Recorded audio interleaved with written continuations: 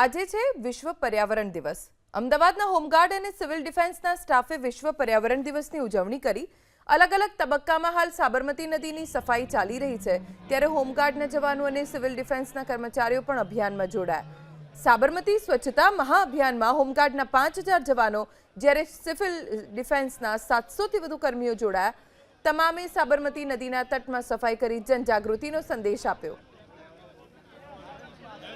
5000 જેટલા અમારા હોમગાર્ડ્સ છે। બે બાજુ અમદાવાદ પૂર્વ અને પશ્ચિમ એમ બે વિભાગમાં વહેંચાયા છે અને સિવિલ ડિફેન્સના લગભગ 700 જેટલા સ્વયંસેવકો અમારી જોડે જોડાયેલા છે અને અમે લોકો અમારો મેઇન લોગો નિષ્કામ સેવા છે, એટલે અમે લગભગ બધી જ આપદામાં અમે કામ કરતા જઈએ છીએ। અમે કાયદો વ્યવસ્થા જોડે સંકળાયેલું ફોર્સ છે, પણ આવું અમારું સોશિયલ સર્વિસ બી હોય તો અમે કોઈ દિવસ પાછા પડતા નથી। અમદાવાદ શહેરની આન બાન અને શાન ગણાતી એવી સાબરમતી નદીમાં છેલ્લા 2 સપ્તાહથી સ્વચ્છતા મહાઅભિયાન છે તે કરવામાં આવી રહ્યું છે।